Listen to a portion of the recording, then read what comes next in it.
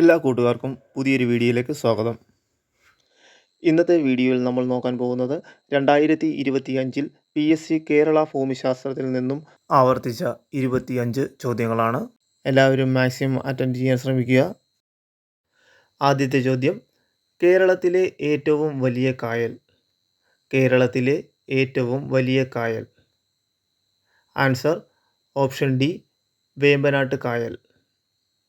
വേമ്പനാട്ട് കായലാണ് കേരളത്തിലെ ഏറ്റവും വലിയ കായൽ.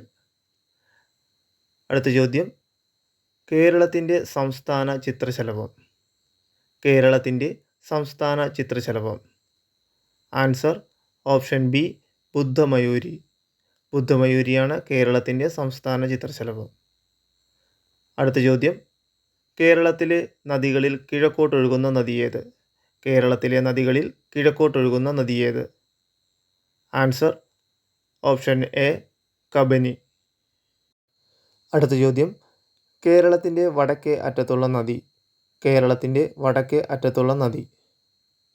ആൻസർ ഓപ്ഷൻ ഡി, മഞ്ചേശ്വരം പുഴ. മഞ്ചേശ്വരം പുഴയാണ് കേരളത്തിൻ്റെ വടക്കേ അറ്റത്തുള്ള നദി. അപ്പോൾ കേരളത്തിൻ്റെ തെക്കേ അറ്റത്തുള്ള നദി ഏതാണ്? കേരളത്തിൻ്റെ തെക്കേ അറ്റത്തുള്ള നദിയാണ് നെയ്യാർ. അടുത്ത ചോദ്യം, കേരളത്തിൽ കർഷക ദിനമായി ആചരിക്കുന്നത് എന്നാണ്? കേരളത്തിൽ കർഷക ദിനമായി ആചരിക്കുന്നത് എന്നാണ്? ആൻസർ ഓപ്ഷൻ എ, ചിങ്ങം 1. ചിങ്ങം 1 കേരളത്തിൻ്റെ കർഷക ദിനമായി ആചരിക്കുന്നത്. അടുത്ത ചോദ്യം, കായംകുളം താപവൈദ്യുത നിലയത്തിൽ ഉപയോഗിക്കുന്ന ഇന്ധനമേത്? കായംകുളം താപവൈദ്യുത നിലയത്തിൽ ഉപയോഗിക്കുന്ന ഇന്ധനമേത്? Answer option B, naphtha. അടുത്ത ചോദ്യം, കേരളത്തിലെ ഏറ്റവും വലിയ മത്സ്യബന്ധന തുറമുഖം. Answer option B, Neendakara. നീണ്ടകരയാണ് കേരളത്തിലെ ഏറ്റവും വലിയ മത്സ്യബന്ധന തുറമുഖം. അടുത്ത ചോദ്യം, വിഴിഞ്ഞം തുറമുഖം സ്ഥിതി ചെയ്യുന്നത് ഏത് താലൂക്കിലാണ്? വിഴിഞ്ഞം തുറമുഖം സ്ഥിതി ചെയ്യുന്നത് ഏത് താലൂക്കിലാണ്? Answer option B, Neyyattinkara. അടുത്ത ചോദ്യം, മൺസൂൺ മഴയും ഇടവിട്ട് വേനൽക്കാലവും മാറി മാറി അനുഭവപ്പെടുന്ന പ്രദേശങ്ങളിൽ രൂപപ്പെടുന്ന മണ്ണിനം. മൺസൂൺ മഴയും ഇടവിട്ട് വേനൽക്കാലവും മാറി മാറി അനുഭവപ്പെടുന്ന പ്രദേശങ്ങളിൽ രൂപപ്പെടുന്ന മണ്ണിനം. ആൻസർ ഓപ്ഷൻ ഡി, ലാറ്ററൈറ്റ് മണ്ണ്. ലാറ്ററൈറ്റ് മണ്ണിൻ്റെ മറ്റൊരു പേരാണ് ചെങ്കൽ മണ്ണ്. അടുത്ത ചോദ്യം, ഇന്ത്യയിൽ ഏറ്റവും കൂടുതൽ റബ്ബർ ഉൽപ്പാദിപ്പിക്കുന്ന സംസ്ഥാനമേത്? ഇന്ത്യയിൽ ഏറ്റവും കൂടുതൽ റബ്ബർ ഉൽപ്പാദിപ്പിക്കുന്ന സംസ്ഥാനമേത്? Answer option D, Kerala. അടുത്ത ചോദ്യം, കേരളത്തിലെ കൊല്ലം മുതൽ കോട്ടപ്പുറം വരെയുള്ള പശ്ചിമതീര കനാൽ ഏത്? കേരളത്തിലെ കൊല്ലം മുതൽ കോട്ടപ്പുറം വരെയുള്ള പശ്ചിമതീര കനാൽ ഏത്? ആൻസർ ഓപ്ഷൻ എ, ദേശീയ ജലപാത 3. ഇതിനെ വെസ്റ്റ് കോസ്റ്റ് കനാൽ എന്നും പറയുന്നു. നീളം 168 കിലോമീറ്റർ. ഇപ്പോൾ ഈ പാത കൊല്ലം മുതൽ കോഴിക്കോട് വരെ നീട്ടിയിട്ടുണ്ട്. അടുത്ത ചോദ്യം, കേരളത്തിൻ്റെ ഔദ്യോഗിക മത്സ്യം ഏത്? കേരളത്തിൻ്റെ ഔദ്യോഗിക മത്സ്യം ഏത്? ആൻസർ ഓപ്ഷൻ എ, കരിമീൻ. അടുത്ത ചോദ്യം, കേരളത്തിൽ കിഴക്കോട്ട് ഒഴുകുന്ന നദികളുടെ എണ്ണം എത്ര? കേരളത്തിൽ കിഴക്കോട്ട് ഒഴുകുന്ന നദികളുടെ എണ്ണം എത്ര? Answer option C, 3. കേരളത്തിൽ കിഴക്കോട്ട് ഒഴുകുന്ന നദികളാണ് കബനി, ഭവാനി, പാമ്പാർ. അടുത്ത ചോദ്യം, കേരളത്തിലെ ഏറ്റവും വലിയ ജലസേചന പദ്ധതി. കേരളത്തിലെ ഏറ്റവും വലിയ ജലസേചന പദ്ധതി. Answer option D, Kallada. അടുത്ത ചോദ്യം, സൈലന്റ് വാലി സ്ഥിതി ചെയ്യുന്ന ജില്ല ഏത്?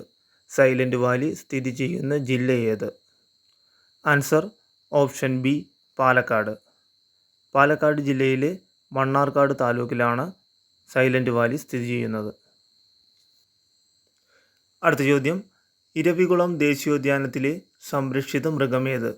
ഇരവികുളം ദേശീയോദ്യാനത്തിലെ സംരക്ഷിത മൃഗമേത്? ആൻസർ ഓപ്ഷൻ സി, വരയാട്. അടുത്ത ചോദ്യം, കേരളത്തിലെ ഏറ്റവും വലിയ ജലവൈദ്യുത പദ്ധതി ഏത്? കേരളത്തിലെ ഏറ്റവും വലിയ ജലവൈദ്യുത പദ്ധതി ഏത്? Answer option C, Idukki. ഇടുക്കിയാണ് കേരളത്തിലെ ഏറ്റവും വലിയ ജലവൈദ്യുത പദ്ധതി. അടുത്ത ചോദ്യം, കേരളത്തിലെ ഏറ്റവും വിസ്തൃതമായ ബയോസ്ഫിയർ റിസർവ്. കേരളത്തിലെ ഏറ്റവും വിസ്തൃതമായ biosphere reserve. Answer option A Agasthyamala. അഗസ്ത്യമലയാണ് കേരളത്തിലെ ഏറ്റവും വിസ്തൃതമായ ബയോസ്ഫിയർ റിസർവ്. അടുത്ത ചോദ്യം, തിരുവിതാംകൂറിലെ ആദ്യ റെയിൽവേ ലൈൻ ഏത്?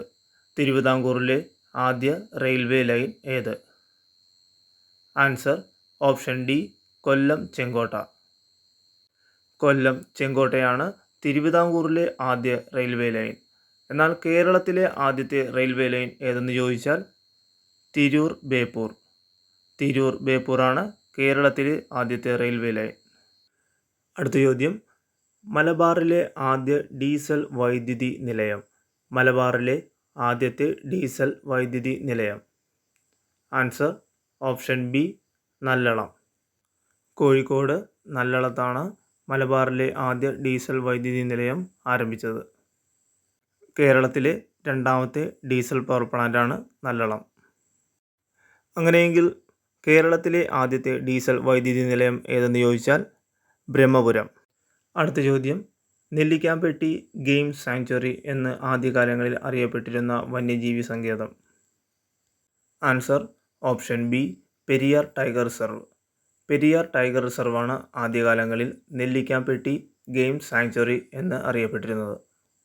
അടുത്ത ചോദ്യം, ഇന്ത്യയിലെ ആദ്യത്തെ സമ്പൂർണ്ണ ഡിജിറ്റൽ സാക്ഷരത നേടിയ പഞ്ചായത്ത്.